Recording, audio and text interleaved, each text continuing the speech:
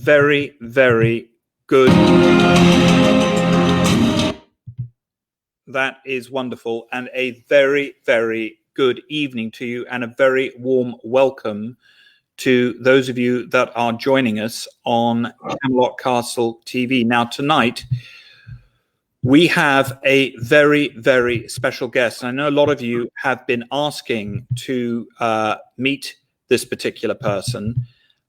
Before I get him on, I'm just going to check the security so that everybody can come online. I would ask you to please share this feed. Tonight, we have all the way from New Zealand, a very, very interesting man whose star is rising politically. He is the founder. I just have to change the setting. Mark.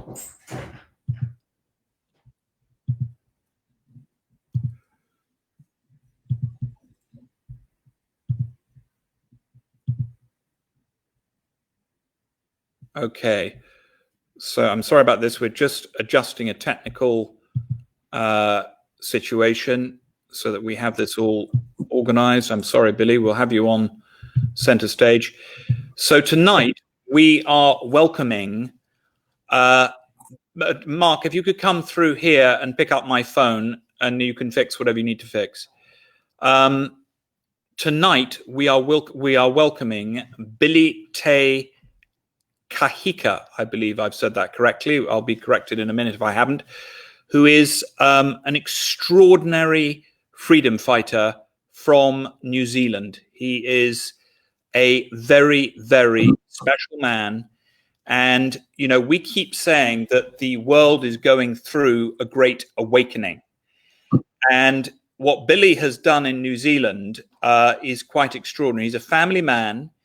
He is a Christian, not a politician. He grew up on the poorer side of the tracks in South Auckland, New Zealand. His background includes marketing and sales, touring as a rock guitarist. He served time in the military. And he had his awakening. He even worked in the police force. He had his awakening some years back.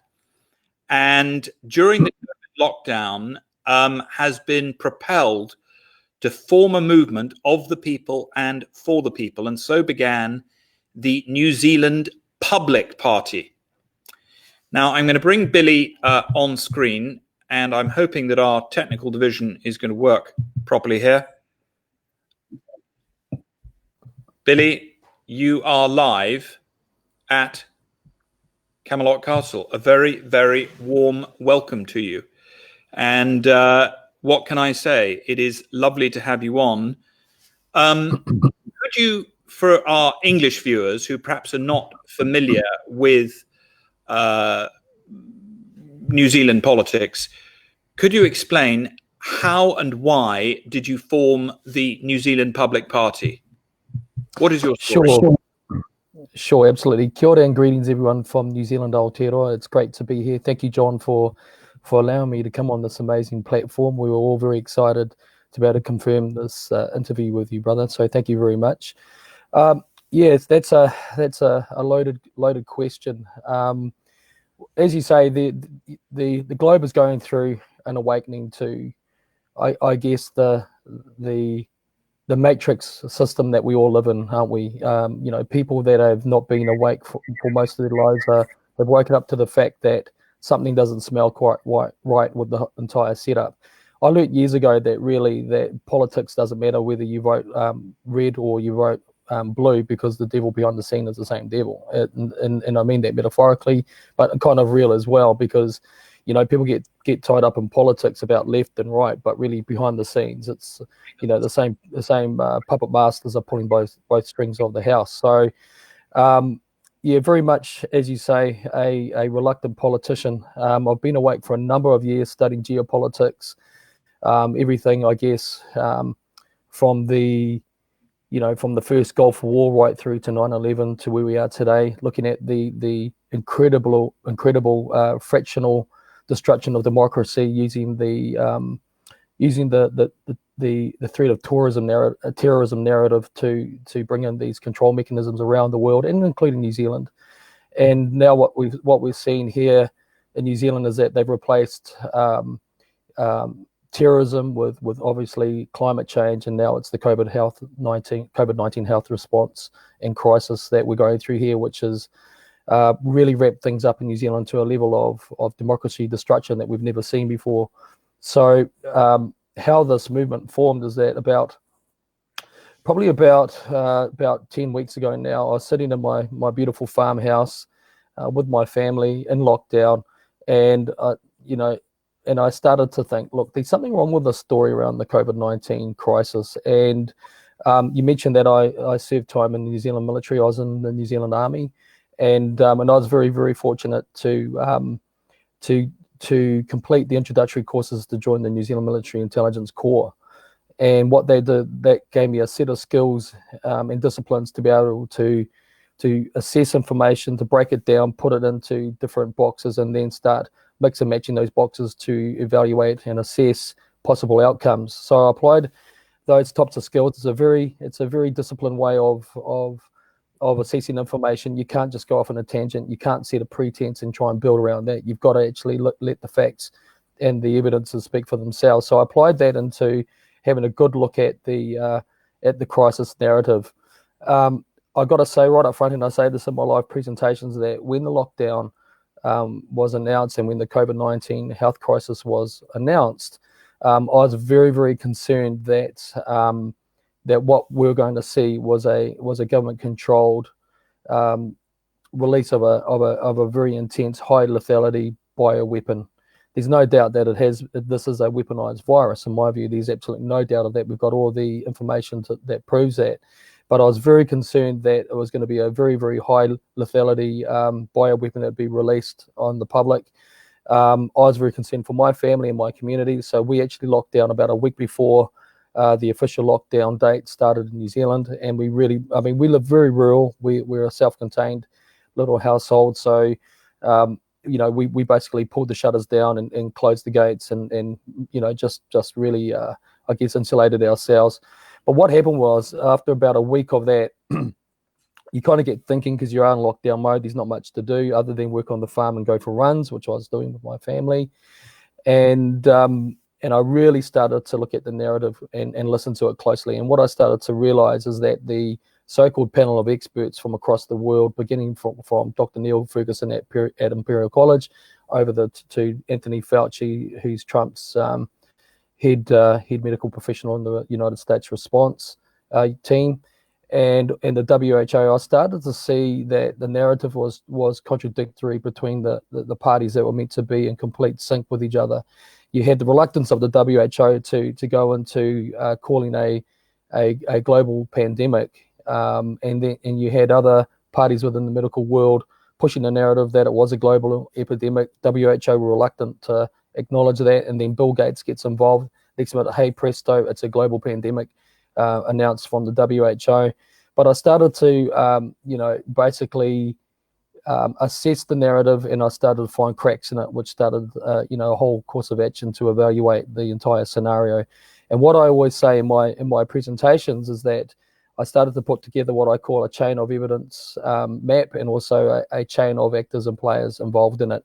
And that really started to open my eyes to the very real potential that what we're dealing with was completely manufactured, that the people pushing the narrative have conflicts of interest and wanted to see this narrative go global, basically introduce mandatory vaccinations by the very people that make the vaccinations, also develop the viruses, and have a great benefit to achieve out of seeing their commercial businesses thrive by rolling out a global vaccination program, which Bill Gates and Tony Fauci, of course, were very much a big part of that, and the WHO picked up on that as well. And really, the narratives really started coming apart very easily. It's almost like pulling the thread of a dress and watching it all come apart.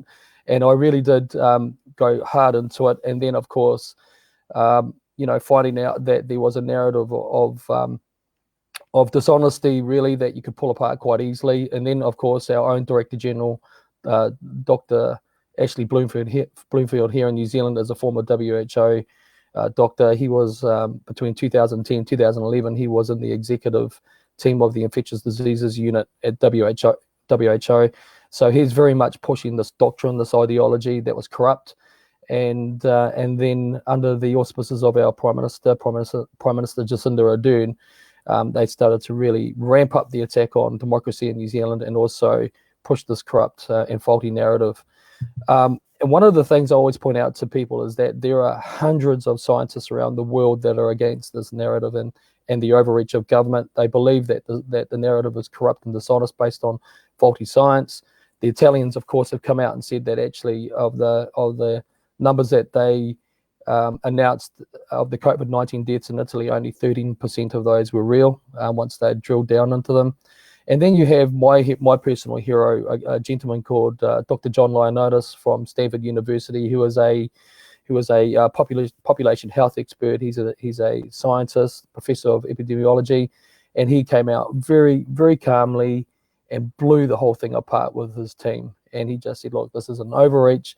There is no reason for the governments to be responding like this. It's not based on facts. It's not based on science. It's based on some sort of narrative that has another agenda attached to it. And of course, just the week before last, John came out and updated and reconfigured and announced the lethality of the virus. And now it's recognized without argument that the lethality of the COVID-19 virus is actually 0.004%, which is a lot different to Dr. Neil Ferguson's projection of 3 to 6%. Well, I mean, this is shocking. I just want to welcome all the new people that have come on the feed. There was a slight problem initially. If you tried to share the feed in the first instance, I had the setting incorrectly. I'm probably worse technically than you are, Billy. No, I don't know. I'm a technical idiot, I'm afraid. But where we're strong on idiocy, we're also strong on freedom, and the whole point about Camelot Castle is that we share ideas here. Now, what we are going to hear from this gentleman tonight, who is fast becoming the most respected and honest politician in New Zealand. And this is a country that has been, the politics of New Zealand has been very interesting the past few years because there has been a tremendous amount of corruption within New Zealand politics. And my brother is actually married to a Kiwi or to a New Zealand girl. And funnily enough, my great uncle was governor of New Zealand, Sir Frederick Mappin, and he actually built Government House, which is now, he built that actually to have as his private house, but it became Government House. And so the family, as a family, we do have a very strong bond with New Zealand. But I also think, and maybe this is true for you too, Billy, I think the beauty of New Zealand is when you get a New Zealand freedom fighter, there's just nothing quite like it. They just have a level of resilience. And, Billy is straight out of that stable. He is an absolute thoroughbred. I can't begin to tell you, Billy, how many letters I had from people who watch our program saying, you've got to get Billy Te Kahika on. Am I saying that name correctly? Because I always do it wrong. How do you say it? Not bad. The pronunciation is Te Kahika, and you're doing very well, John. There's always future lessons we can do. When you come down to fishing in New Zealand, we'll be practicing that on my boat. Well, exactly. Well, the fishing down in New Zealand is superb. As I think I mentioned, my brother used to have a fishing lodge down there on the Owens River. And now, if I could just ask everybody, just as a point of order, you're about to hear some very important information, not just important for New Zealand, but important for the entire planet, okay? And people are waking up all over the world. All of us here are part of the Great Awakening. As I said to you, all of you, you are remotely granted the Excalibur sword, the sword of Excalibur, which is the sword of truth and accuracy. But the most important thing that you can do right now is press the share button and please create a watch party, because that's the way to get this to lots of people. Somebody turned up here last night. We opened up Camelot Castle again last night. We're now open for business. We're free from lock up or lockdown or lock sideways or the bloody mass brainwashing operation. And the hotel was nearly full last night, so that's fantastic. And I was very, very pleased to note that very few of our guests turned up with these, whatever they call them, the breathing prevention apparatuses, as far as I can work out. So most of our guests were entirely sensible, and we had a lovely evening here last night. And so please do share this, because this is the man. He is the cutting edge of the freedom fighting movement in New Zealand. So I do have a question for you, and by all means, put in the comments if you do have any questions for Billy. What were the principal issues that you saw with the COVID-19 story? What was it that you said, right, you know what, there's something wrong here? Really, it was around lethality. That was the immediate, I guess, flag that something was wrong here. I looked at different reports from various scientists around the world that were challenging the narrative, and John Ioannidis was probably one of the most prominent of those scientists that came out and said, "Look, this is horribly wrong." Now, Stanford University is they're not a bunch of slouches here. These are leading scientists that came out and said, "Look, this is completely wrong. This is not based on proven science and what we know how viruses work and how they function as a virus, and the lethality cannot be proven to be 3 to 6%." So when he spoke up, I certainly listened. But here in New Zealand, we also have our own geniuses that are involved in population health and epidemiology and pandemic crisis situations, and one of them is Professor Simon Thornley from Auckland University, and basically he came out with a bunch of his colleagues and said, "Look, the government is overreaching on this. We're using a sledgehammer to kill a mosquito. Everybody needs to basically just be careful, wash your hands, don't sneeze and cough on people.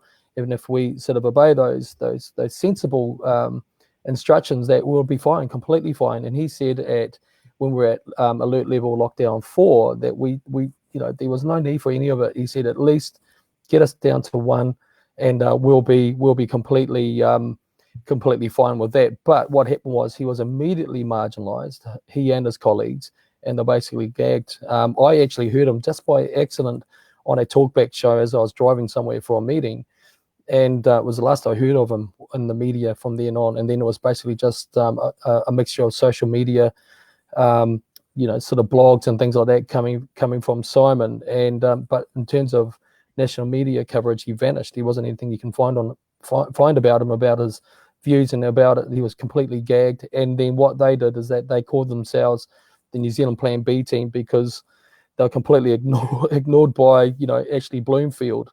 He was completely hard invested in the corrupt narrative coming out of the WHO. And there's no surprise in that, John. He is, when you listen to how he was talking in the narrative, it was more about preaching a doctrine than it was about facts. And they were refusing to look at counter arguments, and they were staying with the WHO narrative. So I guess immediately the red flag flew up for me around the lethality, and the argument coming from all the very, very credible scientists around the world that said that it wasn't right. So from then you start to break it down into why would certain individuals like Bill Gates want to see this happen? Why would Tony Fauci want to see this happen? Why would all these various companies that are offering to have contracts to develop vaccines, why would they want to do that? So you add the commerciality basis to it all, and there's a strong basis as to why these people want to do these things. But the deeper principle and the deeper issue here is one around population control, population reduction, and basically getting the entire world sitting inside and under the control of the United Nations programs, Agendas 21 and Agenda 2030. Well, that was actually my next question, because a lot of people on here are familiar with your work. In fact, somebody just posted up that it's thanks to you that they woke up and they've realized what's going on. You've actually got quite a lot of your supporters on here from New Zealand, funnily enough. So it's amazing how a network works. What time is it over there in New Zealand at the moment, just to orient people in this country? Sure, it is 8:52 a.m. on Monday morning. So you're already Monday, and we're Sunday night here. So that is just shows what a huge planet. Although it's not a state secret, I studied with one of the world's great freedom fighters, and I was in LA, and I studied the works of L. Ron Hubbard, who founded Scientology, actually. And I always describe myself as a Christian. I'm an evangelical Christian, Jewish, Muslim Scientologist. And funny enough, L. Ron Hubbard was just getting on the plane, just flying back from Australia, funnily enough, and he turned to the parents of some friends of mine. This was in 1967. And he said, "It's a very small planet for a playful being." And I always remember those words. And I think what is powerful about what your message is, Billy, if you may say, is you've raised the flag for freedom. But as a technical question, and again, I'm going to ask everybody to share this before you answer this question, could you please explain to everybody on here in simple layman terms, principally for me, because I'm a bit of an idiot, what is this UN agenda program, Agenda 21 and 2030, and then how does it affect New Zealand and the rest of the world, of course? What the hell is this Agenda 21? Because I don't understand it. Okay, well, number one, it's not a conspiracy and it's not a conjecture. So what mainstream media and those who have an interest in supporting these programs, what they do is that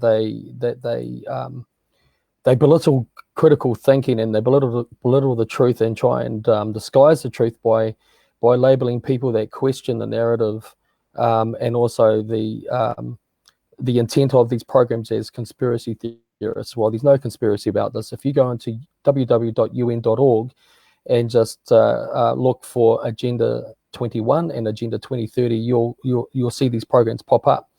But what they are, when you actually seek these programs out, you look at them and you've really got to understand what their terminology that they use means, because they use words like sustainability, okay, which sounds nice. I mean, all of us here in Aotearoa in New Zealand, we love our bush, we love our sea, we love our rivers, and most of us, I'd say 99% of us, want to see our environment sustained and nurtured and maintained. That's no problem with that, any of that. That's all good. But when you start to break down these programs and you really start to drill down into how these programs are implemented, you start to see a level of control like you've never ever seen before. But I would say levels of control that are way beyond, if fully implemented, what we would have seen in Soviet Russia or North Korea. Now let me explain that to you. So Agendas 21 and 2030 were born out of the 1992 Rio Summit that was set up and funded by Maurice Strong, who was an oil billionaire, in conjunction with the United Nations, to basically look at how the global unit could come together to look after resources, maintain climate change sort of protocols emanating out of the Kyoto Protocol and agreements, combining together as a global unit to make sure that our waters are used in the right way, that the seas are protected from pollution. So, huge amounts of environmentalism. But what came out of that was something called the Gaia hypothesis. And now the Gaia is, of course, is the term that they use to call planet Earth Gaia. And the Gaia hypothesis is this whole strategy and philosophy around keeping Gaia clean, green, and beautiful. Now that sounds all great. We're all into that. Again, that sounds awesome. But when you drill down into Agenda 21 and Agenda 2030, you start to really see an insidious mechanism of control where the intent is to put all nations or cities or communities and boroughs into one central unit of control through the United Nations. So that's the first part of it, is that these programs are about combining the global unit into one central funnel of control managed by the United Nations. So keep that in mind. Number two is that this program affects every aspect of what a human being needs to live and survive. So it controls the control of food, how food is produced, where it's produced, and what it's produced with. So if you look at agriculture, if you look at produce, if you grow like I do, I grow my own fruit and vegetables and stuff like that, then what they start to do is they start to close down on what seeds you can use, and are they permitted, are they approved, and they start to control the type of seeds that you use. And of course we have companies, multinational companies like Monsanto already, that are controlling the seed flow and the seed supply into many agricultural sectors. Sorry, I didn't mean to stop you. I heard that Bill Gates invested in Monsanto. Is that correct?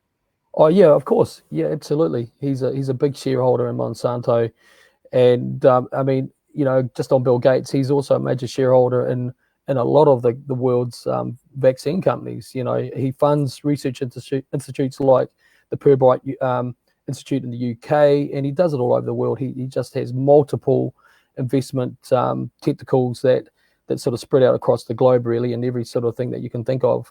And he's actually very involved with these types of programs, because at the end of the day, when you examine Bill Gates's history and when you examine these programs, it's all about eugenics. It's population reduction, population control, and eugenics. So just going back, John, so it's about putting the entire globe into the central funnel of control, controlling every aspect of what we need to live. So food, how you grow it, where you grow it, who supplies it, and how much.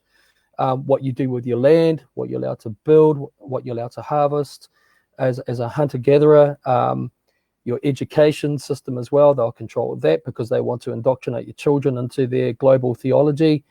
Also, they want to control health sovereignty and medical sovereignty. And what I mean by that is they basically want to basically push all of humanity into synthetic medical options only, rather than bringing up the natural alternative, or the natural health options. So what they've done is there, and the UK is a great victim of this, is that they created a multinational committee called Codex Alimentarius. Codex Alimentarius is a group of unelected officials from it's a multinational committee that they're basically the advisors, and very strongly advises governments about the regulatory process and regulation standards for GMO labeling, food labeling around GMO food, pharmaceutical industry, but also the natural health options as well. So what they've done is that they regulate the potency of supplements and vitamins and alternative options. So the UK is completely subject to Codex Alimentarius. And now when you go into a vitamin store now, once upon a time you go in there and you get a high potency vitamin supplement, but now they've reduced the potency and regulated it down to such a level it's placebo. Yeah. No, we have to order our vitamins from a special company in America. I mean, there are virtually no vitamin companies in the UK. There may be one that's any good, but we order our vitamins from America, and you take vitamin C over here, it does absolutely bugger all. And the absorption, they're designed, it's almost as if they're designed in a way that the body, you feel no absorption, that you don't feel anything. Whereas when I get the ones in from America, they're much better. That's right. Yeah. No, you're completely right, and that's Codex Alimentarius at work, John. And the UK and Europe are heavily subject to that, and it's a mixture of countries involved in it: Canada, Australia, New Zealand, Great Britain, of course, and countries in Europe. And they rotate the different functions of the group, so that one year the Canadians might do food labeling, and 1 year the English might do the pharmaceutical industry, and they just rotate them around. And this is what helps to give the power of control back to the UN, because this is a UN partner that's doing this Codex Alimentarius. So it controls the health industry, so that the alternative health industry, so that we all turn to and are controlled by synthetic pharmaceutical companies that only want us to believe that health exists at the end of a needle or the swallowing of a pill. After that, you have military control, because they want to obviously bring all of the nation's armies into an all-bat type situation. That's a military term for an order of control, if you like, or command. and it just goes into the legal framework as well, so that what happens is that the governments no longer have their self-jurisdictional authority. It's handed over to the UN. And the insidious thing about all of this, actually, John, is that at the core of this program is a deeply Luciferian spirituality to it. And I don't say that lightly. I have investigated and researched the UN for many years, and at the heart of it, you have the teachings of Alice A. Bailey, and who was very intent on ushering a new era of spirituality, using a mechanism like the United Nations to do that. And that mechanism is not based on freedom. I am a Christian, but I absolutely fight and believe that every human being on this planet has the right to believe and the freedom to believe what they will, and that was given by God himself, so that we would decide by our own conscience what we are allowed to believe. And that should be the basis of all democracy stances, I guess, that at the heart of it should always be freedom of conscience. And what this program does, along with everything else, it controls everything. And basically what they want to do through this agenda, John, is they want to basically push all of the world's populations into high-density urban zones, which we call super cities. We've got a super city here in Auckland. They basically want to remove everyone out of the provincial and the rural areas into these high-density population areas and cities, so that they can control us. They basically want to repurpose all of the farming and agriculture land, so that's why they want to destroy the agriculture sector around the world, and New Zealand's a big part of that, and so that they can destroy the agricultural sector, and then they reinstall their own puppets into the agricultural sector, so that they can control the flow of food and how it's done and that. And then they repurpose the land. They make them exclusive to human zones called special designated areas, or special sustainable designated areas. They're human exclusive zones. You're not allowed to go in there unless you have a permit and approval to do that. Now, for us Kiwis, that's the ultimate sort of anti-Kiwi antithesis, I guess, of how we live in New Zealand, because we go to the beach all the time, we go in the bush, we go into our forests, and we love it. That's a big part of it. We have outdoors, we have hunting. It's a big part of our culture here in New Zealand and Aotearoa. So important to be connected to nature. Now, I've just there's a June Oataroa who has just posted up here, and I think she's posted up the link for your freedom movement in New Zealand. Oh. www.nzpp.org New Zealand. I assume that's your new political party. Please, could everybody on here join this? Somebody else said, I wish we had somebody like this in Belinda Compton says, I wish we had somebody like Billy in Australia. Too many sheep still asleep.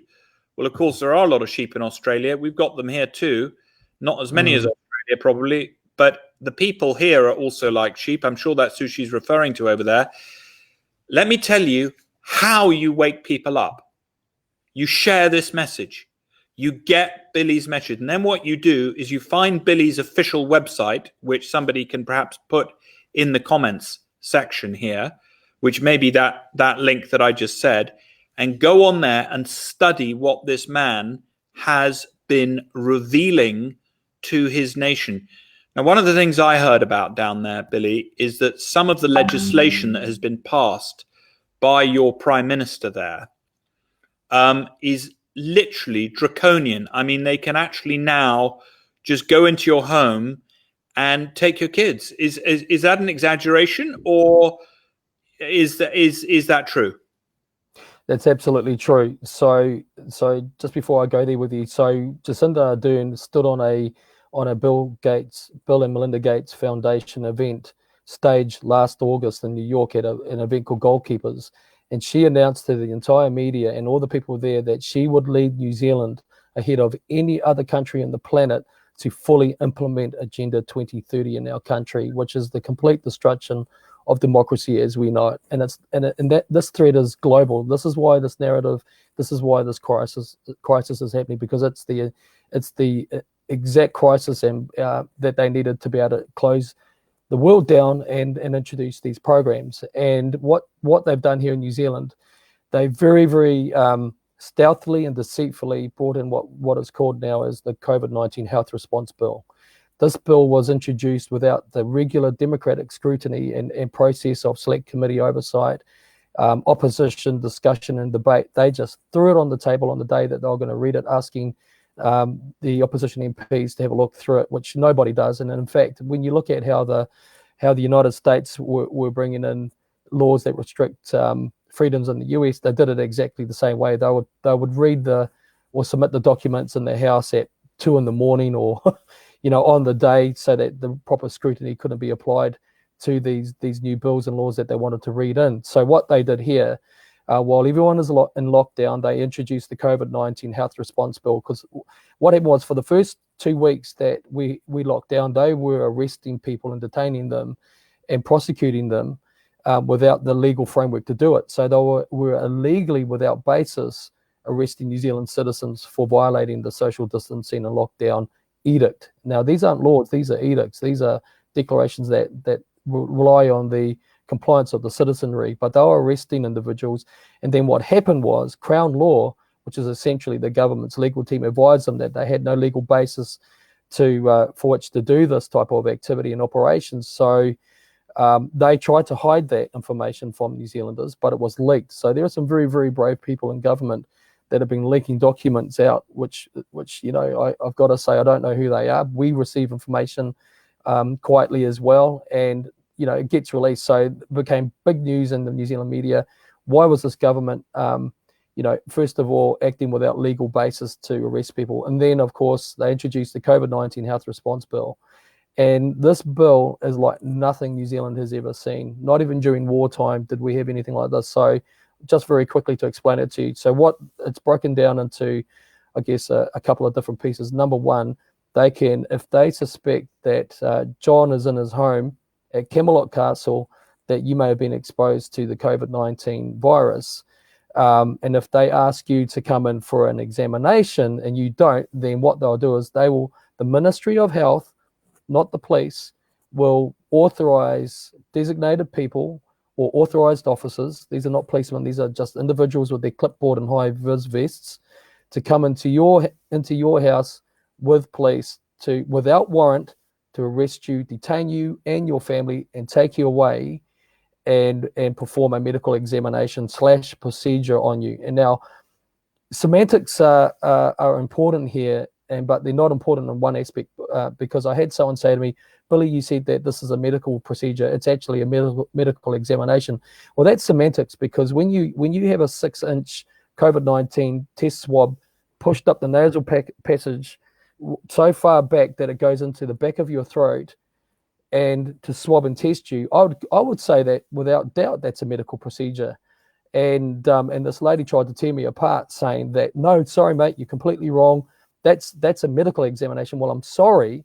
In my book, and I've been medically trained as a first responder, that's a medical procedure. Whichever way you want to turn that around is up to you, but that's what it is. And so anyway, what it came down to is that they've authorized these non-police personnel to be able to come in without warrant onto your land. It's very cunning how it's written, actually, because they can come onto your land, they can come into your workspace, they can basically get you in your driveway, and they can arrest you and take you away. But then it's broken down into a police constable being able to enter your dwelling house or our cultural centre, which is called a marae, without a warrant, and come in and take you out of your home and take you away and perform a medical examination and a procedure if required. And this is, you could be, absolutely refusing this, but there's no recourse for you, so they'll just do it. So the interesting thing about this is that when a constable enforces COVID-19 health response bill and takes you out of your home without warrant, they don't necessarily report to up the rank structure within the police system. They've actually got to submit a report back to the Ministry of Health, which is very, very disturbing when you have a health organisation or a health agency of the Crown making enforcement decisions and having enforcement jurisdiction like this. But it gets worse here in New Zealand, because a couple of weeks ago, then they announced that they were going to hand the authority of managing this type of protocol of the COVID-19 health response bill. They were going to hand over the jurisdiction and management of it to a military commander. Now, John, in my experience of armed forces law and military law, and I did a tour of duty with the Trentham Military Police Unit in Wellington, where I studied some of this law. This is going back 18 years ago, of course, but when I studied it, it made it very, very clear to me at the time that in times of warfare, in times of civil distress, when a military commander is given authority to enforce any type of law on civilian population, that's martial law, that's military law. And what they've done is now she has, pardon me, I say she, I mean our Prime Minister and her government has given authority for this, for the enforcement of this protocol around quarantine and enforcement of COVID-19 health response bill to a military commander. And this is the first time within New Zealand history that we've had anything like that, where a military commander has been tasked to enforce civilian law on a domestic population like this. And that's of deep concern to me. So you can start to see when they add things like the internet filtering bill, which is about to go into law this week, potentially in New Zealand, where they will filter what you say online, and by their definition, if they object to it, they'll be able to remove you as a dissident, as per their terms of reference to the dissension and objectionable perimeters that they set for the internet filtering bill. But it gets worse again. They're now trying to introduce 15 new bills in what they call 17 hours. So the joke of it is, amongst the political parliamentary scene, is that they announced they would want to read 15 new bills into law in 17 hours. But one of them, the bills that they were tinkering with, which has me deeply concerned, is the New Zealand Bill of Rights, which, as you would know, John, is based on the Magna Carta and human rights, and they're tinkering with that now. We don't know what they're doing with it, and it has me very, very concerned, because what they're trying to do is set up a legal framework which they can impose eventually Agenda 2030 on us all without recourse, and that's got to be stood up against. Well, I am literally sitting here, I'm watching the comments, and I just want to thank, we've got another 300 people have joined the feed, and this is just on one platform. Of course, this is going to go out on all platforms. We'll end up probably with between 100, 200,000 people seeing this tonight worldwide. What I would like all of you to do is share this, and I will tell you why. As I mentioned earlier in the program, please don't take this the wrong way. I started studying Scientology about 30 years ago, and the reason I did is because I realized that it augmented my Christianity, and it's a study in freedom. Now, the only reason I mention this, I could care less what religion anybody is that's watching this. We respect all people's religions. But let me tell you a story about Scientology. When the powers that be wanted to try to take Scientology down worldwide, where do you think they tested the mechanisms in order to suppress Scientology? They tested it in Australia and in New Zealand. And that's where, because they couldn't squash it in America and in England, but they chose this sort of little backwater, because from the viewpoint of, let's say, America and England, New Zealand, I know it's not a backwater for you, but we view that somewhat as a little, it's on the underside of the world. You're all walking upside down there. So what they did is they tried test cases in Australia and in New Zealand, where Scientology was tiny over there. I mean, it was probably only a handful of Scientologists down there. It was quite popular down there because it's quite a sort of a freedom-loving community. But basically, they tried the test cases. And the reason I wanted to speak to you, and the reason I was so keen for you to come on, was because I saw how the deep state tried to attack Scientology in New Zealand, and that was going to be their blueprint for the rest of the world. So what's happening in New Zealand now, and these draconian measures, if you're sitting there in Texas or you're sitting there in California, or where, I'd be very interested to know, everybody on the feed, where are you from? Put in where you're from. We'll say a few prayers for you as we see your place come up. Here's the point. What we're witnessing in New Zealand is a microcosm of the macrocosm. That's their plan for us, right? I'm supposed to be going out fishing in Iceland later, and I've just been told I don't go into Iceland without having a test. I don't want to have a blood test, right? But if I want to go fishing, I've got to have a test. So the point is that they are this draconian legislation. And, the fact of the matter is, there's been a very interesting court case in New Zealand that I've been following. Some of you may have been following it too, with this guy, Kim.com. And, he's a controversial character. And, the deep state from America was trying to basically extradite him from New Zealand. So I followed the case very closely because he did a very good job of exposing some of the corruption of John Key, if you remember. Right. And, that was another period of corruption. My point is that New Zealand politically, and I don't know if this is the impression I got, it's a bit of an old boys club, and it's now been tied into the deep state. This woman who's in charge there now is part of the club. She's part of the deep state club, and New Zealand is being used as a test thing. And of course, from the point of view of the MSM, of course, they're saying, oh, this woman's done a marvelous job. She's done a marvelous job. But actually what she's done is she's created, a situation where this legislation has been put through. And I think all of us, and I would ask everybody on here, could be the most important interview that we have ever done at Camelot Castle TV network, because what you're witnessing here is a man whose country's freedoms have been taken away. Period. No question. And by the way, New Zealanders are among the most freedom-loving people in the world. You would have thought this is the last place that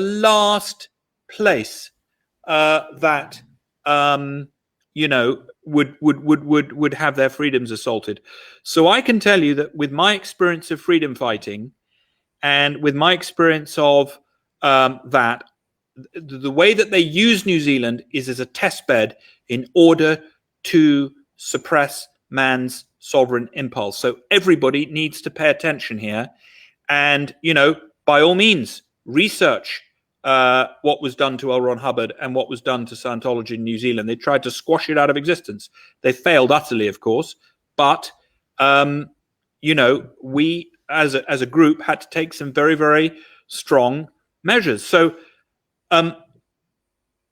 listen, you've got a lot of people watching you here now. What can we do to help you, and what is your plan, Billy? What is your plan? How do we, it's a terrible, terrible, terrible situation, but what can be done about it? Because something can be done about it. Absolutely. And just a couple of points too that you just raised, it, which are really important, is that yes, Kim.com did suffer the brunt of political anger and wrath when he exposed some of the things that John Key was up to. And I'm going to try and reach out to Kim because I think he's got some really good information that we need to know about. I certainly supported his stance against when you have deep state people, using a sledgehammer on a private citizen to basically silence him. Yeah. Let me stop you there. I would actually like, I'm hoping, I sent this tip because Kim.com and I have been in communication. Okay. And in fact, he invited me down to New Zealand to come and meet him.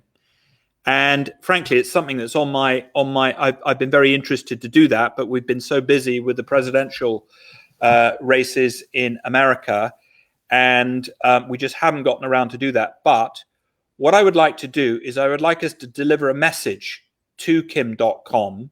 So I'm just going to ask you a question, Billy. Do you have a message for Kim.com? Yeah, sure. Reach out to me, Kim. I'd like to connect with you and have a bit of a huddle with you to kind of get inside your experiences, what you've gone through in your plight to stay free, and also the type of experience that you had in terms of being persecuted for your stance, and especially exposing information which exposed what's going on in the deep state. I mean, in one of his political broadcasts, he spoke out quite clearly in support of of Julian Assange, and he got belittled for that, you know, and it just goes on and on. So I'd like to connect with him because, you know, like minds should come together to look at how we defeat, you know, tyranny like this. And that's what we need. That's why I say in my broadcast, John, that we need to, regardless of religion, regardless of race, creed, whatever, we need to actually come together as a family unit to defeat this tyranny.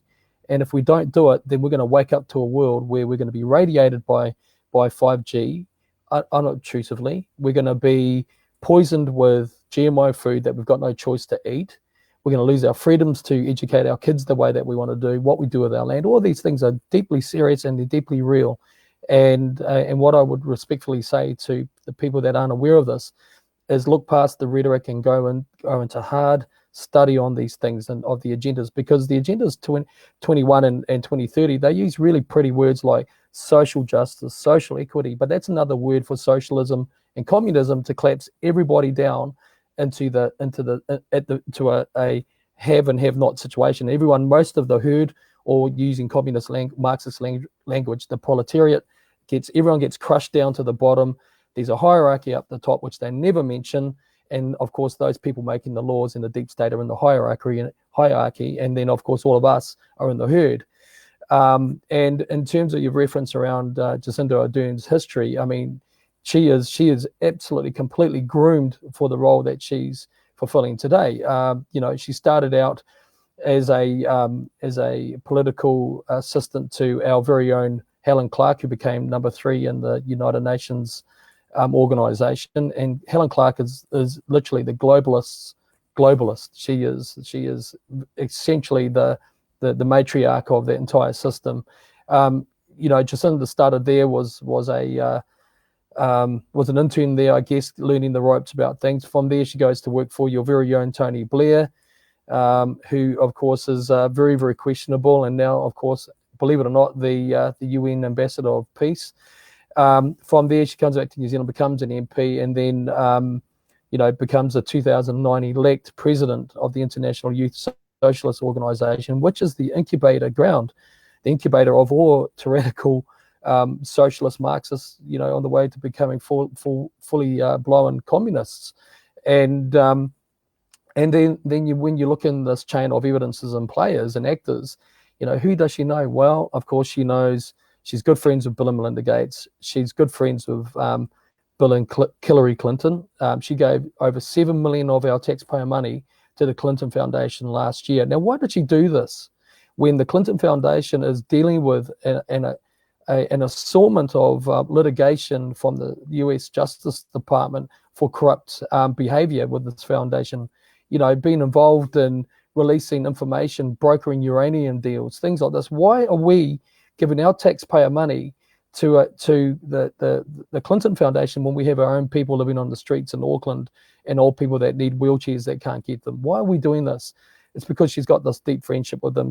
And it just goes on the list of contacts that she has, and she is working to a script, you know, and she's obviously been the former president of the International Youth Socialist Organization. That is a special United Nations NGO group, and she was the president of that. And of course, with that type of indoctrination and doctrine and ideology that she has, of course, she's going to be complicit and a total believer in Agenda 2030 without doubt. And she is on time, on script to try and bring these things into us in New Zealand. And you're dead right, John. What is happening here or trying to be implemented is exactly what they want to do to roadmap the entire world into this plan.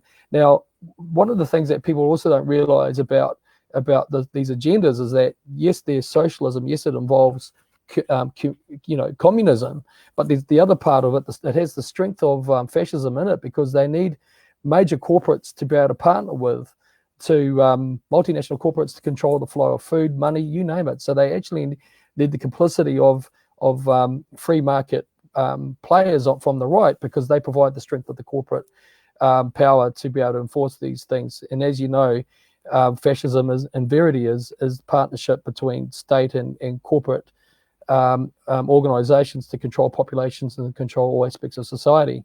So what we have here, John, is this movement that I found myself at the front of very reluctantly. We've blown all the records in New Zealand political history for the setup of a new party.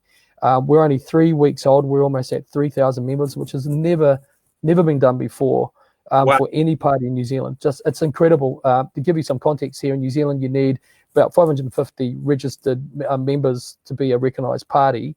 Normally that can take weeks, months, if not years to do that. We did it in 2.5 days. In fact, we had 700 people in two and a bit days. 3 weeks later, we're just under 3,000. We'll hit that in the next couple of days. We've had over 1 million engagements in the message that I'm sharing.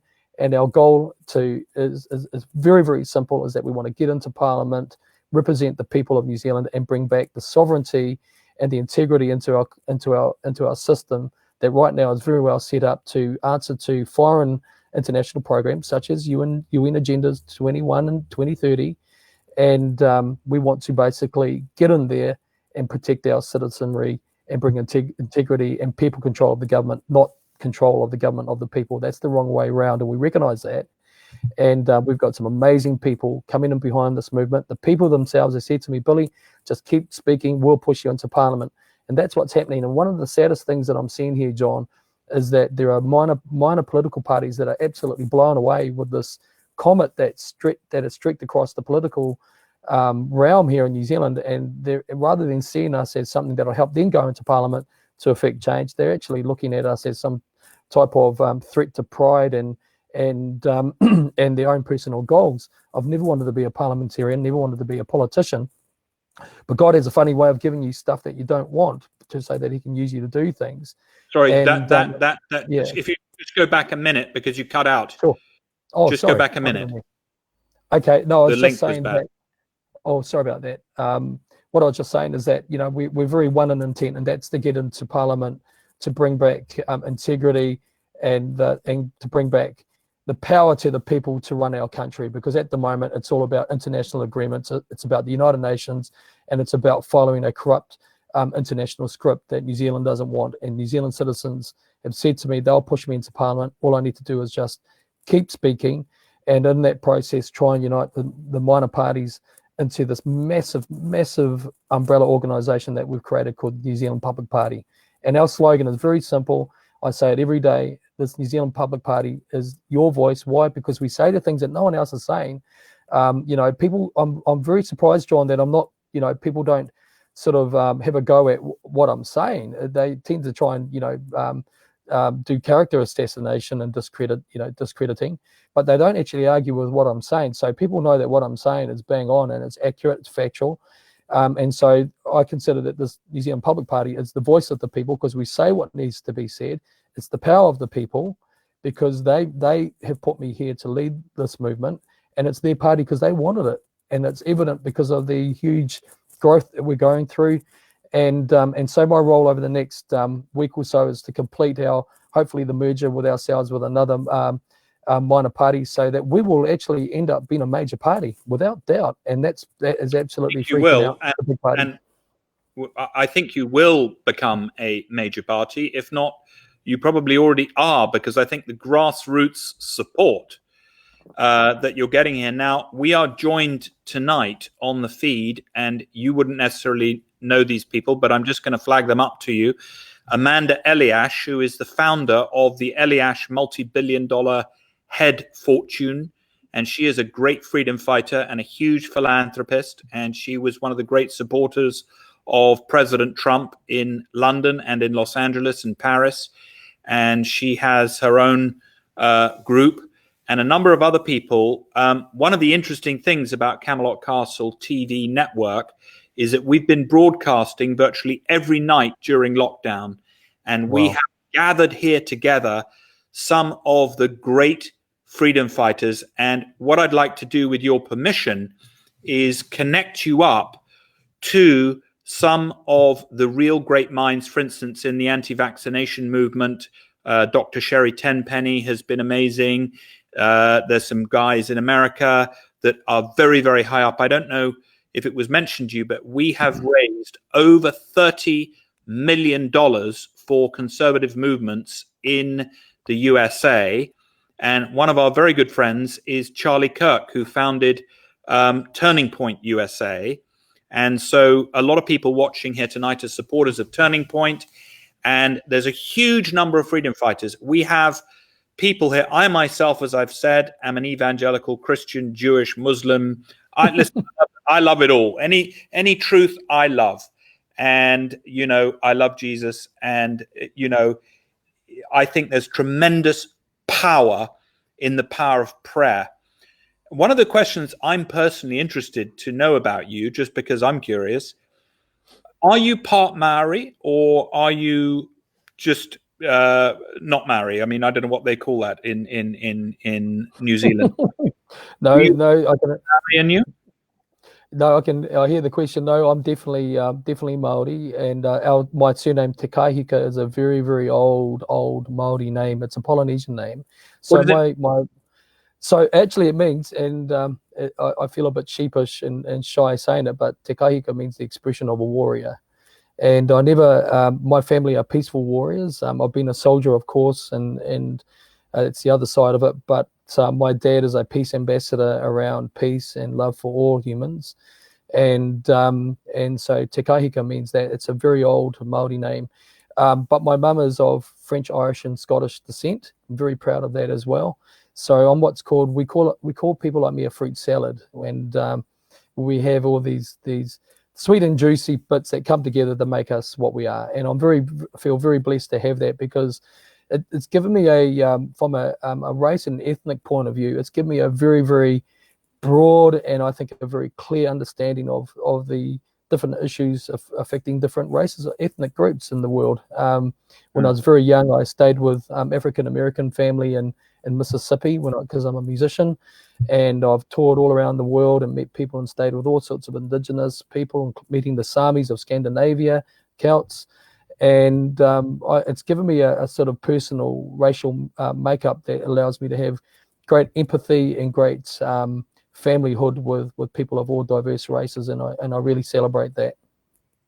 Yeah, well, I mean, it's funnily enough, I used to live in Hollywood, and Lee Tamahori, who made the film Once We Were Warriors, became a very close friend. And of course, he's a great sort of New Zealand talent. Sure. How have the Maori Party, how have they digested what you're doing? Because I seem to recall that the Maori Party teamed up with the Internet Party that Kim.com got going. How is there a chance of an alliance there, or how have they digested what you're doing so far? Because I always felt that a Maori leader, I think it's time for New Zealand to have a Maori prime minister. I really do think that New Zealand is ready for that. So do I. I completely agree with that. That the party that actually partnered with Kim.com was the Mana Party. So that is another Māori-led political party. But I think what you asked there is a very, very good question, John, because one of the things that absolutely astounds me is how silent on these issues the Māori leadership are, and Māori Party falls into that category. They are completely asleep at the wheel as to the great threat that we are facing right now and dealing with. I'm trying to reach out to some of their leaders at the moment so I can talk to them. My family was very involved in the Māori Party. One of my aunties is very involved with it still. And but the thing is, I say about them and other minor parties is that they actually major on the minor issues, and that's not sufficient, and that's not what is required right now. What is required is that we protect democracy, bring back integrity, and protect our economy, and fix it with real economic and business expertise to get us out of the hole. But none of the parties are talking about it. They're talking about things like outdoors. Well, if they bring an Agenda 2030, there is no outdoors. Because they'll control all of it. They will restrict human access to our beautiful forests and the beautiful bush that we have here. Monetary reform, well, that's an important topic as well, but it's not the most important right now, because if we lose our rights and our freedoms, monetary reform will never be dealt with. Conservatism in the way that one of the parties talks about here is not important right now, because again, if we don't stand for those very basic sovereign and rights and freedoms issues, if we don't stand for those, then we're gonna lose everything, and nothing else matters after that. Well, I think you're right. I think New Zealand's future is sitting on a knife edge, and I do believe that it's the pilot, it's the test for the rest of the world. So if we allow New Zealand to fall, and if we as freedom fighters do not, I mean, we're lucky for the moment. We've got President Trump in America. I don't know if you saw the last two speeches he gave. He gave a speech in front of the monuments, which was very special. And then yesterday he gave another speech, which I may actually screen later on the channel tonight, because for those of you that missed it, but so powerful. And I because we've been involved so closely with Charlie Kirk and Turning Point, what is going on in the schools there? Are your children being indoctrinated and brainwashed and basically lied to as ours are?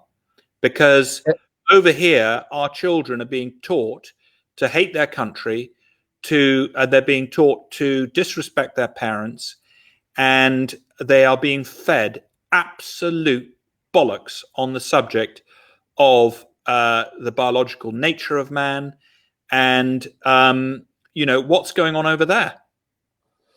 Well, absolutely the same thing. Absolutely the same thing. So the Green Party, which was meant to be about rights and freedoms here in New Zealand, protecting our environment, brought in the anti-smacking bill in the early 2000s, around about 2006 or 7, I think it was, around about 2007. They brought in what's called the anti-smacking bill here. And so essentially what that did was it turned a whole bunch of loving parents like me into criminals if you give your child a paddywhack on the back of the bum. And the basis for that was that they were trying to prevent children getting murdered by their parents and stepfathers. Well, but the absurdity of that is that this law was never going to be about stopping those people, because if you've got people that have got a propensity to kill a child out of rage, no law is going to stop them from doing that. It's actually about recognizing those symptoms within their household and getting those kids out of there and protecting the mother if she needs to get out of it. But what they did is they created a dragnet law, which basically turns loving parents that care about their children and don't want to see them grow up wayward into criminals for giving them a paddywhack. That was just really the beginning of it. And then of course they took corporal punishment out of schools, and that of course allowed kids to do whatever they like, and it just goes on and on. But you're dead right around the education agenda that we are facing, and that again is also a part of the United Nations agenda, what they call the rights of the children. And by giving children these rights, they completely undermine and take away the rights of the parents to be parents. And I'm a big believer in biblical principles and how I raise my children. My children are my children. I'm responsible for them to God. And so the way that I look at it, no state has the right to interfere. That's overreach again. But what they're doing with it, and this is why in the UK they try and get kids so very, very early, is that they're indoctrinating them that they're not from their town, they're not from their city, they're not from their country, they are global citizens. So they start to destroy nationalism. Now, nationalism in its proper place is a wonderful thing. We celebrate our culture, we celebrate our geography, the things that make us unique and special.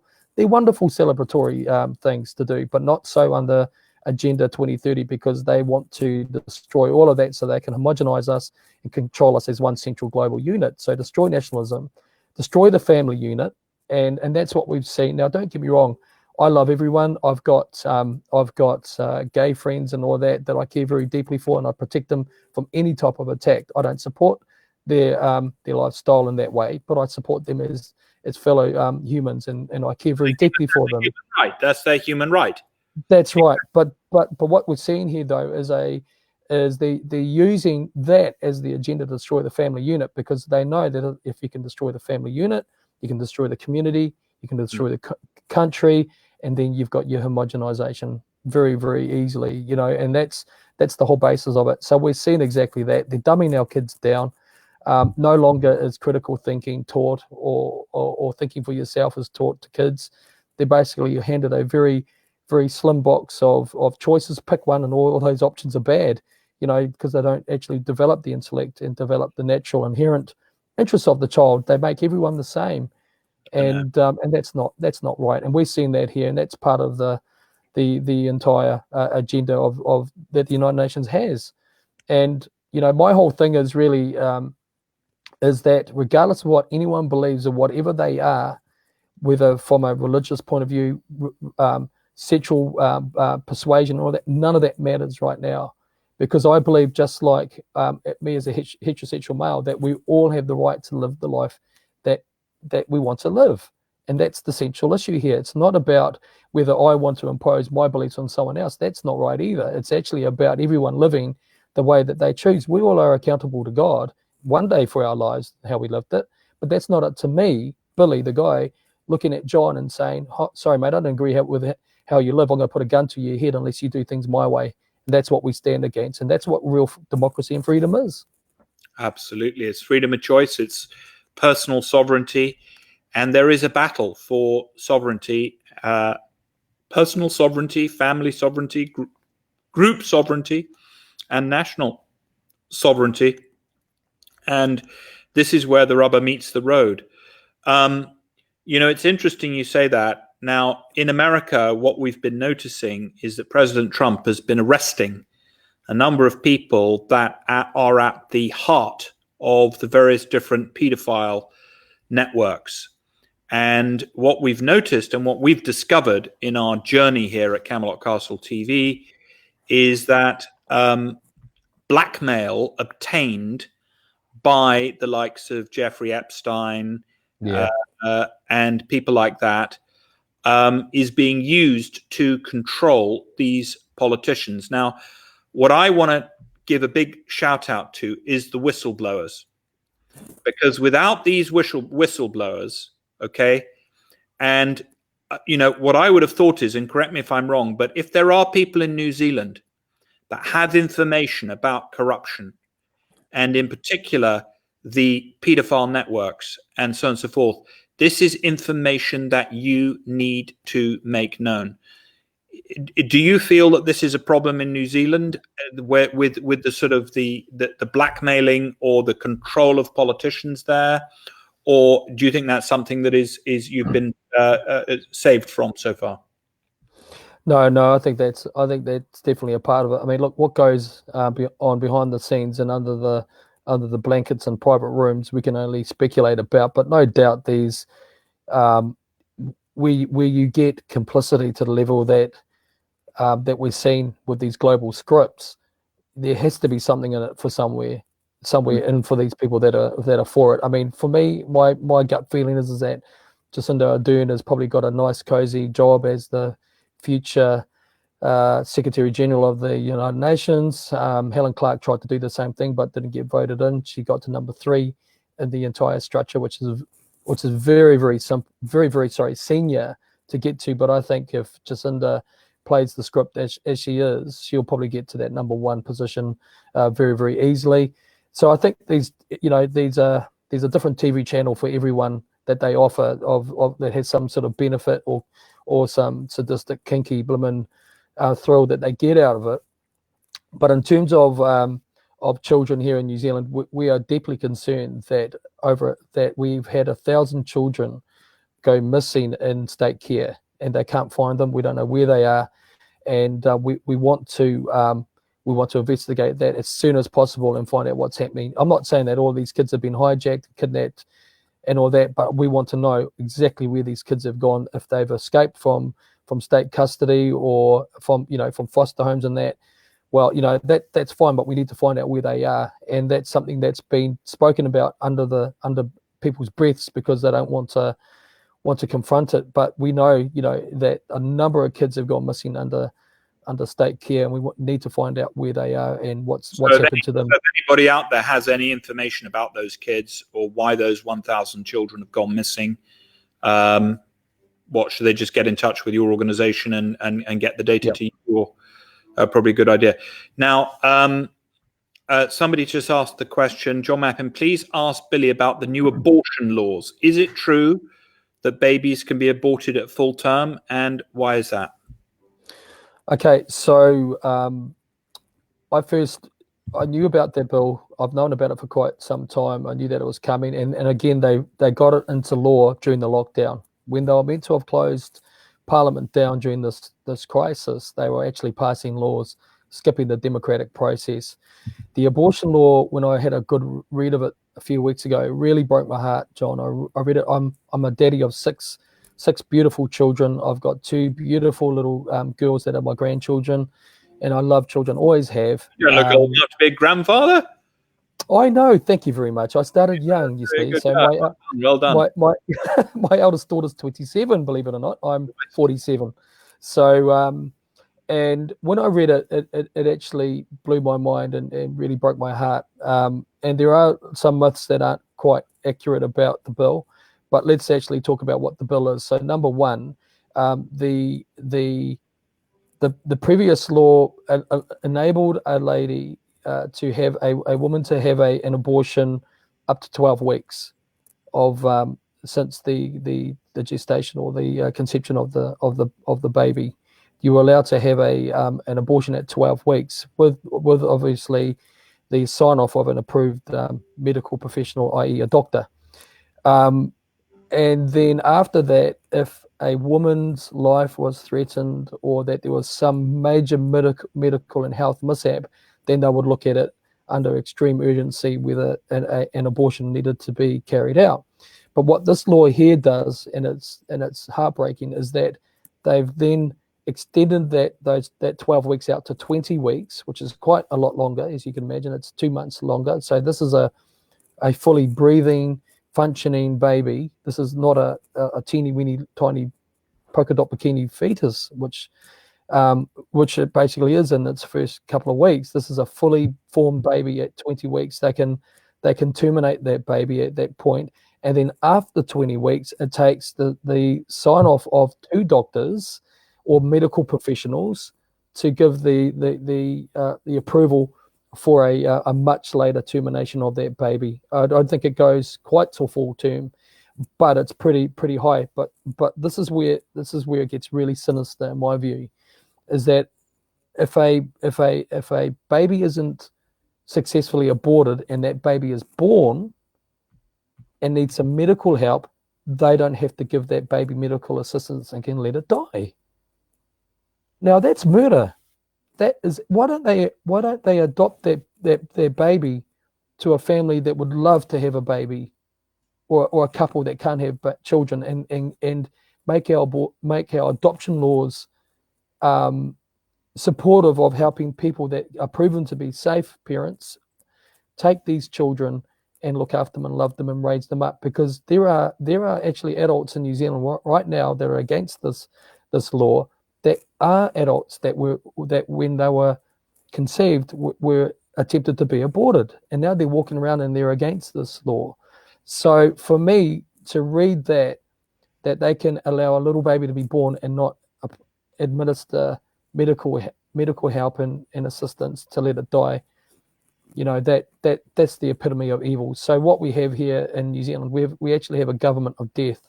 We really do. We have a government of death, and they're willing to do that to these beautiful babies. In fact, it really upsets me when I think about it, John. It really, really does. It's heartbreaking. I mean, somebody says here it truly is. Was rushed through while you were in lockdown. Yeah, that's unbelievable. Yep. Unbelievable. But what I'm trying to get over to everybody here, and the reason I want everybody here, share this broadcast, create watch parties. You would be amazed. Somebody turned up here last night at Camelot. I had never met them. They said a friend of mine's friend did a watch party. So it was like 2 watch parties away, and we heard about your TV channel, and we came in and they booked in the first night we were open at Camelot Castle. So it is so important. And she said, I can't believe what I've learned. And it's so important that you network with each other. For those of you that are on the feed, if you want to put your links in the feed, if you feel that there's information that needs, this internet, by the way, that's the bolt from the blue that they cannot fight against. Now they can suppress our feeds. They do. I am shadow banned on Twitter. I have hundreds of thousands of followers, and I'm lucky if anybody sees my tweets. They squash me down. But you know what? There's new platforms opening up. We're always on the new platforms. You're probably on Parler as well. Everybody here should get onto Parler. Use Twitter. Use social media. I cannot begin to tell you. And that's one of the things that Kim.com actually is quite a genius with, is social media and how to really leverage the internet. Now, how about funding? Do you need funding? Do you have sufficient funding? If people want to donate to you, at the end of the day, any movement like what Billy is trying to do needs money. Okay. And if you want to fight for freedom, basically it's going to cost money. Now, some people are shy on asking for money. I'm not shy. Basically, if anybody out there would like to help, how can they do that, Billy? And what are your sort of, how can they be in touch with you and donate and so on and so forth? Thank you, John. And some of those connections that you're talking about with major funds would be a great help. Yeah. And yes, I'm learning to get over my shyness around this topic, because basically when this movement started 9 weeks ago, I was completely unprepared for it. It's taken my wife and I every little bit of spare money that we have to put into this. All of the team and I are doing it without salaries and wages. I haven't worked properly for about eight weeks now. And I've got some really understanding people that I work with from a work point of view, because they haven't totally chucked me out with the bathwater.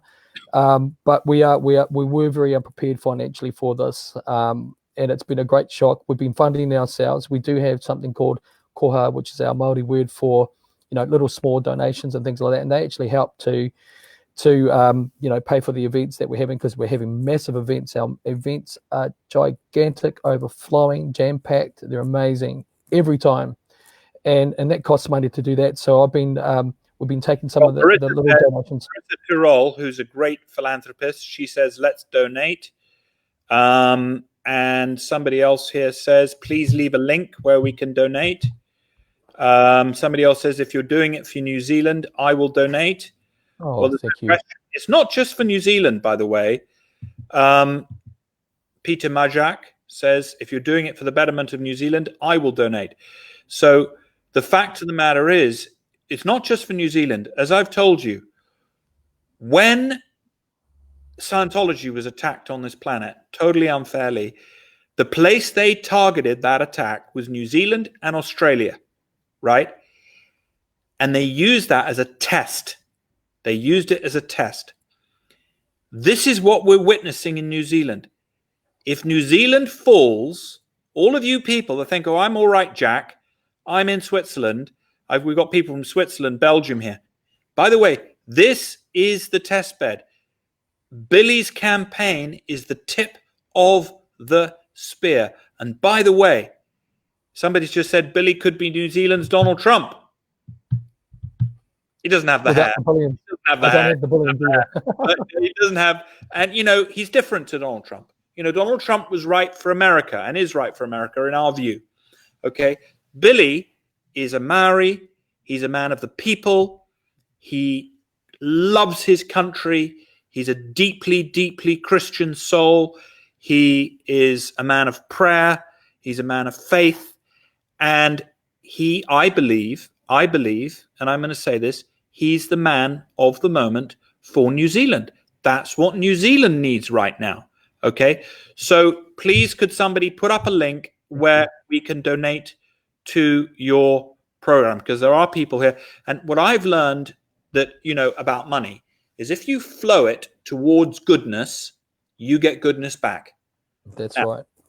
That's not to say you put all your money to Billy. No, but you can put a bit and make a flow and just see how your luck improves. We say, push power to power, push power to power, move the power around. It's a flow, and just make a little flow. And even if it's $1, you know what? Even if it's $1, even if it's half $1, make a flow, because it's a jolly, jolly good thing to do. So Billy, somebody says Billy's going to drain the swamp. Are you going to drain the swamp? That's exactly my intent and goal. There's nothing secret about that. I've been saying it from day one. I call our parliament a zoo, and it needs to be cleaned out. Well, I have been aware of the corruption in New Zealand politics since I saw. Listen, I don't think Kim.com is perfect by a long shot. And if you're watching, Kim, sorry, I don't think you're perfect by a long shot, right? But you know what? There's no way he deserved the bollocks that he experienced in the court system there and the level of corruption. And he did New Zealand a huge, huge favor. Huge, huge favor. And the fact of the matter is, when you get this endemic corruption in any political system, it has to be cleaned out. You have to clean the zoo, as you say. You've got to clean the zoo. Is there any message, final message, Billy's final thought to the people of New Zealand and to the people of the world? What is your message to the people of the world? Thank you, John. Well, number one, this is really the hour for all of humanity to come together to defeat this. There is an agenda to crush out the light of freedom. We need to stand together. We need to, regardless of, like I keep saying, regardless of persuasion, ethnicity, race, religion, or creed, we need to stand together, link arms, and tell the very few that us, the many, aren't going to stand for what they want to do to destroy our freedoms and our democracy. In New Zealand, what is happening here is a roadmap indicator to what they want to do to the globe, to you, wherever you are on the planet. It doesn't matter where you are. If you're in the Middle East, if you're in Europe, if you're in the States, South America, it doesn't matter. This is a global agenda. It's one that's serious, and it's one that will affect you, your children, and their children and their grandchildren. And if we don't stand now, then we will be condemned. We will be condemned in a number of ways. Number one, when they look in the future and look back at us, they'll say, "What the hell did they not do? Why didn't they do this?" This is the window of time that we have now to do this. And we've got an opportunity to do this together. In New Zealand, we are right at the front of this. And as our Prime Minister has said, she wants to fully indoctrinate our culture and implement Agenda 2030 on us all regardless. She's made that commitment publicly, stated it.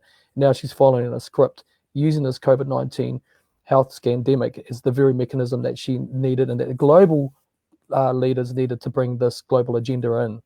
But we don't have to stand for it. We don't have to stand for it. We can work together to do this. I want to also ask the other minor parties of New Zealand, come under this major umbrella that people are getting behind. Don't worry about your little couple of percent. Come and bring it over, and let's go in there together as a unit and defeat this and bring in proper change. To all our international friends out there, please, if you have people like me standing up and speaking, please support them. We need it. Protect their characters, protect their hearts, protect their families, and protect them and give them platforms to speak for you, because it's a major, major decision to come out like this. My life will never be the same. Whatever happens from here on in, my life will never be the same after this. And I'm aware of it. It's life-changing. It's scary, but it's rewarding for me. And please help those people. I do want to say that if anyone wants to email me, please email me at billy@ibc.net.nz. I'll say that again. That's Billy, B-I-L-L-Y, at ibc.net.nz if you'd like to donate, because what we're waiting for is another convenient thing for the government. We're waiting for our merchant number to come through so we can receive donations, but I can receive donations and then they're logged in our party book. So I can receive them and they get logged and we declare them. So if you want to email me, I'm happy to supply my details so that you can donate, and every little penny would help us because we desperately need it. Thank you very much. And John, to you, God bless you and your family and back in England there. And I hope one day that you and I will shake hands as we step on a boat to go fishing together, brother. I'm sure we will. I'm sure we will. Well, the fishing in New Zealand is nothing better than that. Nothing better. I would like everybody on here. And we have people here from Israel. We have people here from the Middle East. We have people here from all different faiths. And there's one thing that every single faith has in common. We all believe that if we pray together and we ask God for a more positive future. Let's put it that way. Good can come of that. And, some of us have the courage to stand up and speak. And Billy does have the courage. And some of us, you know what? We just about got the courage to press the share button, which I hope all of you have done. But it's too much to do a watch party, though. But tonight, do the watch party as well. My point is that Billy needs our prayers. He actually, and I don't want to be, he's putting his life on the line here. He is actually risking his life going up against the level of evil that he is going up against on this planet. So please pray for Billy and for his family and for his beautiful 6 children and for his team and for the team of freedom fighters that he's gathering around him, because nothing can get in the way of the will of God and the power of prayer. It is so important. And when we all pray together, and if we all just put our attention onto New Zealand, and if we all just bless this incredible man and hand the glory of what is occurring here to God, then I am absolutely certain that those prayers will be well received. So it's been an absolute honor, Billy, to have you here with us. I will get your message to kim.com. We will put this up on YouTube and we're going to tweet it out. And everybody here, if you don't have a Twitter account, make one, get one. They're a great campaigning tool. Get yourself active on social media. And, if we can reach hundreds of millions of people. By the way, I'm going to let everybody in on a competition. We're doing a competition during lockdown, and we started doing this broadcast.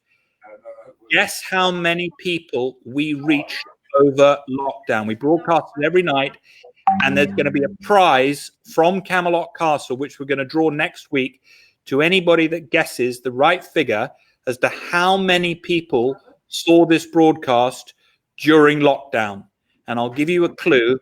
It's in millions. It's in the millions. So please, if you put your number in the comments with your name and where you're from and how many people you think we reached during lockdown, and while you're doing that, say a prayer for Billy, because this is a great man. He's going to go a long way.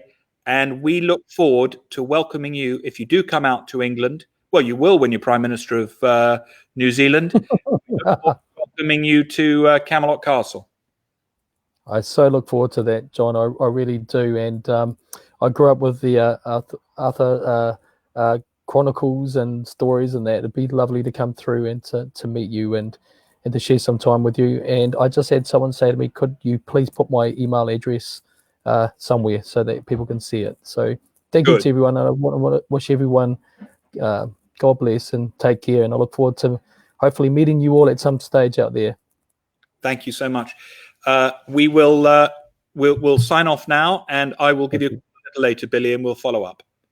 Thank you, brother. Take care. Thank you. Bye. Bye-bye. Well, what an incredible man. And, I'm telling you, and I have witnessed this because I saw the attacks on Scientology when L. Ron Hubbard, who's a great freedom fighter, tried to bring basically, what does Scientology do? It's a cure for depression. That's what it does. Hubbard understood how the mind works, and he developed a way anybody can be cured of depression without using drugs in 2 or 3 days or a few hours. And it is incredibly valuable. Of course, the people that sell drugs for the depression these days, they hate that idea, the fact that you can pick up a book basically and cure yourself of depression. So they attacked it because it was money for them. They were going to lose money. And in the 60s, my God, they went for it. And they used New Zealand and Australia as the test bed for how could they suppress this knowledge? How could they suppress this great freedom for man? And when I saw what was going on down in New Zealand, I realized this is where they're doing the test. And this prime minister they've got over there is really a piece of work. She's a real number, and is so important.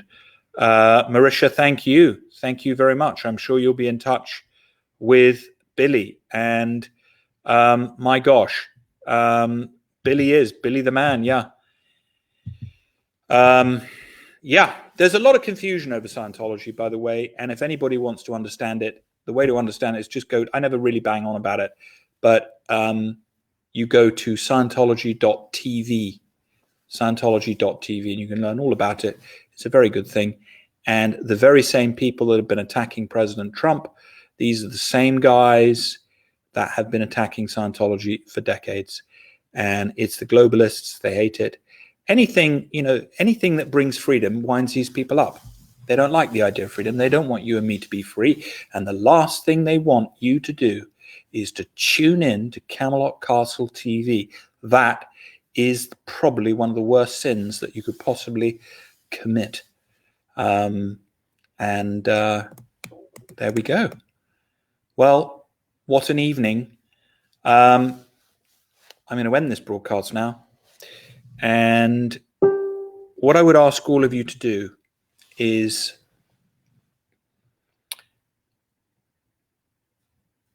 just consider the courage of that man in New Zealand, and then work out what could you do to help. And whatever you can do, do something. Do something. Whatever you can do something. Anyway, that's our interview tonight. I'm glad you've enjoyed it. There's an awful lot of people tuned in, and please do share this. Anyway, lots of love from Camelot Castle, and we will see you when we see you.